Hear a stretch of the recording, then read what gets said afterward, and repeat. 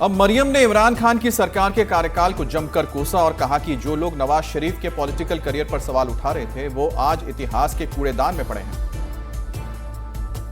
बात यह है कि अब अवाम को समझ आ गई है, ना आपके कोई जलसों में आता है, ना आपके कोई बहकावे में आता है, ना आपके कोई अब ये जो आपने बयानियां कि आपने रट लगाई हुई थी ना, आपके बयानिए से अब लोग बेवकूफ बनते हैं। लोगों को वो जो 4 साल आप गुजार के गए वो पाकिस्तान की तारीख में भले बदतरीन दौर याद रखा जाएगा, लेकिन उसका फायदा ये हुआ है कि लोगों को असल और नकल का फर्क जो है वो पता चल गया। और वो 4 साल जहां पर एक तारीख का बदतरीन दौर जो है उसके तौर पे याद रखा जाएगा, इबरत के तौर पे याद रखा जाएगा, वहां एक एग्जाम्पल सेट हो गई है कि जो कहते थे कि अब परफॉर्मेंस की सियासत नहीं रही, बयानिए की सियासत हो गई है। तो बयानिए की सियासत जिस तरह पिटी है इस दफा, वो कितनी देर बयानिया चल जाता है कि कोई चोर है, कोई डाकू है, बदतमीजी करो, जलसे में आवाजें लगाओ, लोगों को गिरेबान पकड़ो, ये गिरेबान पकड़ के घसीट दो, फलाना चोर है, फलाना डाकू है। और उन 4 सालों में जिस तरह सियासत को दागदार किया गया, जिस तरह सियासत को जाती दुश्मनी में तब्दील किया गया, उसके गहरे असरात हैं हमारे माशरत के ऊपर, हमारी सोसाइटी के ऊपर। उससे बाहर आते आते भी लोगों को टाइम लग जाएगा। इसलिए जो खुद वो 4 साल में कर चुके हैं, आज वो उस चीज का अगर शिकवा करते हैं तो उस बात की ना कोई वक़्त है, ना कोई अहमियत है, और ना ही उस पर कोई सीरियस काम धरता है। उसकी वजह यह है कि अभी चंद साल पहले आपने जो लोगों के साथ किया था, आज आप उसका रोना रोएंगे तो कोई नहीं सुनेगा आपकी बात। ये जो तमाम एक जिसको कहते हैं कि रवायत आपने सियासत में डाली है, ये हमें उसी दिन पता था कि it will come to haunt you and it is haunting you now. Imran Khan पर हमला बोलते समय नवाज शरीफ ने बड़े दावे किए, अपनी सरकार की तारीफ की और कहा कि इमरान खान ने पाकिस्तान में केवल महंगाई बढ़ाई। मुल्क कहां जा रहा था 2017 में और उसके बाद फिर कहां चला गया, आपने अपनी आंखों से सारा मुशाहिदा किया। तो मुझे बड़ी अच्छी तरह से याद है कि हमारी ग्रोथ रेट बहुत बढ़ रही थी, 3% पे हमारी महंगाई थी, ये 39% पे ले गया। और उसके बाद अल्लाह के फजल करम से फिर आज कितने परसेंट है? 4% आप कह सकते हैं, 4% पे फिर आ गई। लेकिन रुपए की जो हालत की है इन्होंने, उसका मेरा ख्याल है कि खमियाजा आज हर पाकिस्तानी भुगत रहा है। आप मुल्क के अंदर भी भुगत रहे हैं और मुल्क से बाहर जाए तो आपको पता लगता है। बहुत तबाही फेरी है हमारे जाने के बाद लोगों ने इस मुल्क के अंदर, इस मुल्क का सत्यानाश करके रख दिया।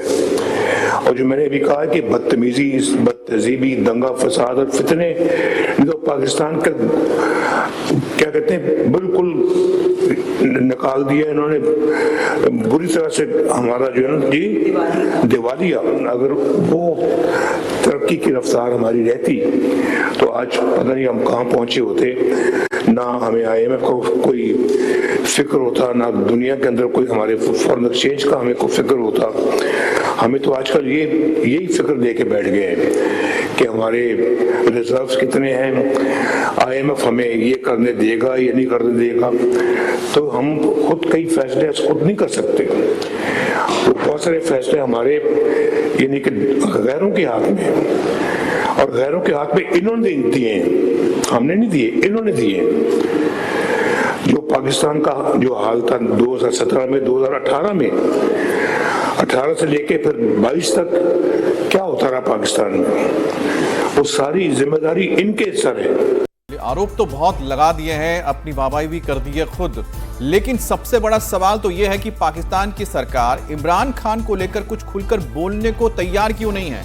इमरान को उनके परिवार से क्यों नहीं मिलने दिया जा रहा है और उनके वकील से मुलाकात भी नहीं करवाई जा रही है। क्या इसलिए सबका शक फील्ड मार्शल आसिम मुनीर पर जा रहा है?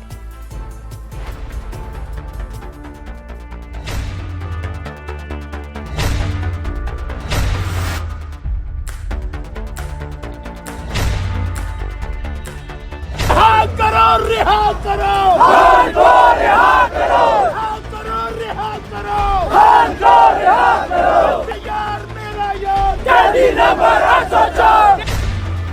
जेल में बंद इमरान को आखिर क्या हो गया है? दावों और अफवाहों का बाजार क्यों गर्म है? इसकी इनसाइड स्टोरी हम आपको बताते हैं। बुधवार को खबर आई कि जेल में इमरान खान की हत्या कर दी गई है। दावा किया गया कि पाकिस्तान के फील्ड मार्शल आसिम मुनीर को लगता है कि इमरान खान उनके लिए खतरा है। आसिम मुनीर को यह भी लगता है कि शहबाज शरीफ और आसिफ अली जरदारी ने तो उनके सामने हथियार डाल दिए, लेकिन इमरान खान उनके रास्ते का कांटा बने हुए हैं। इसलिए इमरान खान की मौत को लेकर कई थ्योरी सामने आ रही हैं। पहली थ्योरी यह है कि इमरान को रावलपिंडी की सेंट्रल जेल, जिसे अडियाला जेल भी कहते हैं, वहां जहर दे दिया गया है, लेकिन इस दावे की पुष्टि नहीं हो पाई है। दूसरी थ्योरी यह है कि इमरान खान वर्टिगो और टिटनेस जैसी बीमारियों से जूझ रहे हैं। मेडिकल रिपोर्ट के हवाले से दावा किया गया है कि इमरान खान को एक कान से कम सुनाई दे रहा है।